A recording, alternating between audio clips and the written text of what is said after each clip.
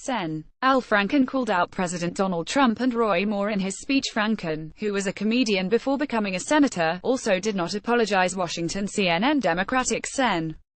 Al Franken of Minnesota is resigning following allegations that he touched women inappropriately. He announced on the Senate floor Thursday, "I am announcing that in the coming weeks I will be resigning as a member of the United States Senate," Franken said in an emotional address in which he said some of the allegations against him weren't true.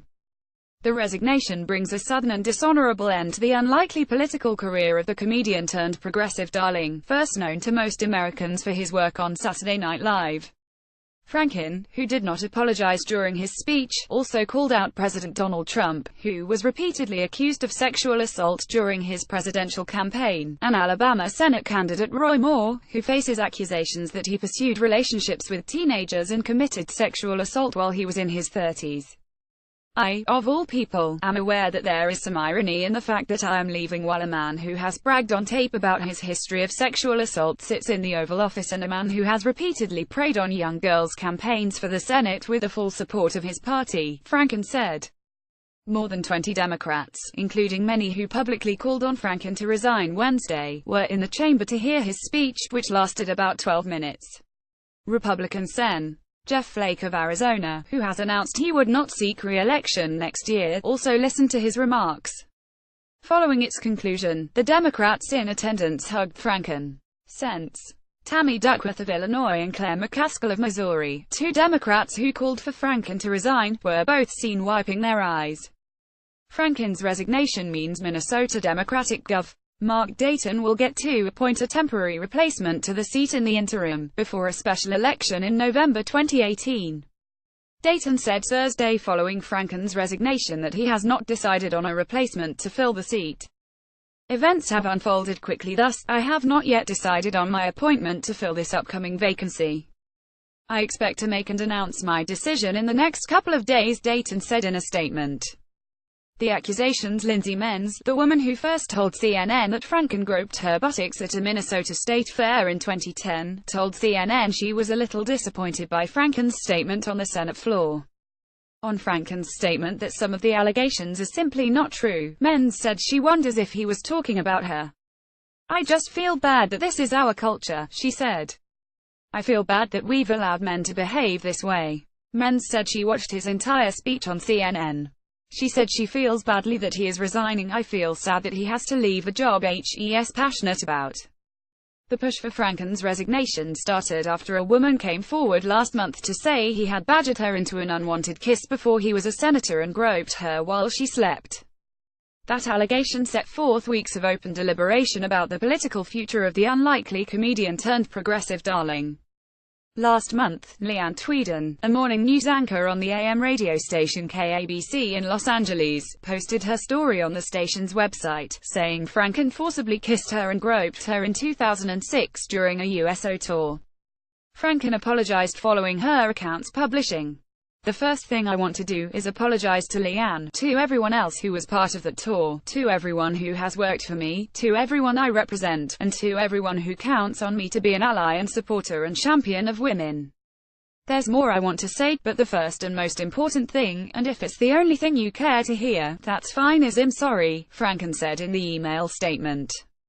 As condemnation increased in the wake of the story, Senate Majority Leader Mitch McConnell, of Kentucky, called for a Senate Ethics Committee probe into Franken, and Franken said repeatedly he would cooperate with that investigation. But in the coming days and weeks, more accusers have come forward. A woman came forward to CNN to say Franken, as a senator, grabbed her buttocks while taking a photo at the Minnesota State Fair in 2010. The Huffington Post reported two more women accused Franken of inappropriately touching them in 2007 and 2008. Franken went on to speak with media outlets in his home state of Minnesota, saying he was embarrassed and ashamed, but hoped to regain the trust of those he let down. An Army veteran told CNN later that Franken groped her on a USO tour as well before he was a senator. The woman, Stephanie Kemplin, said Franken cupped her breast while she was deployed in the Middle East during the Iraq War. After Kemplin came forward, a spokesman for Senate Minority Leader Chuck Schumer said the Democratic leader would not comment on the allegation against one of his fellow Democrats. Then on Wednesday, Politico reported a former Democratic congressional aide said Franken tried to kiss her forcibly in 2006. CNN has not yet verified the claims in the Politico story, but Franken flatly denied the allegations in T report. Shortly after, New York Democratic Sen. Kirsten Gillibrand called for Franken to resign, and other Democratic senators posted statements in swift succession.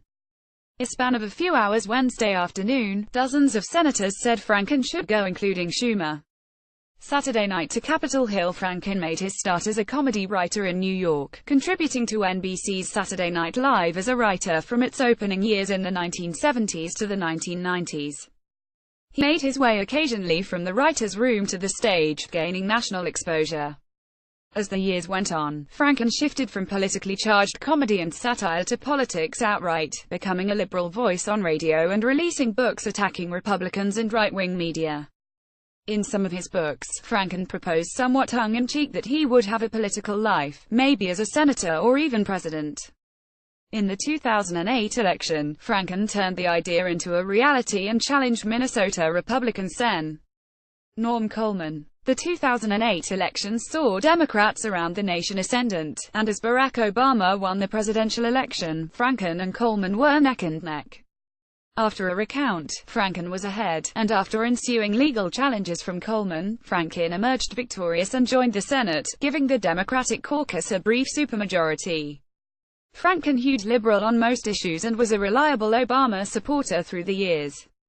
He has been an outspoken critic of President Donald Trump, and he drew plaudits from many in his party for his sharp questioning of Attorney General Jeff Sessions during Senate Judiciary Committee hearings. In the wake of Trump's stunning 2016 victory and the general disrepair of the Democratic Party, Franken's name even made its way to some discussions about potential 2020 candidates to challenge Trump for the presidency. This story has been updated and will continue to update with additional developments. CNN's Jake Tapper, Dana Bash, MJ Lee and Hannah Lang contributed to this report.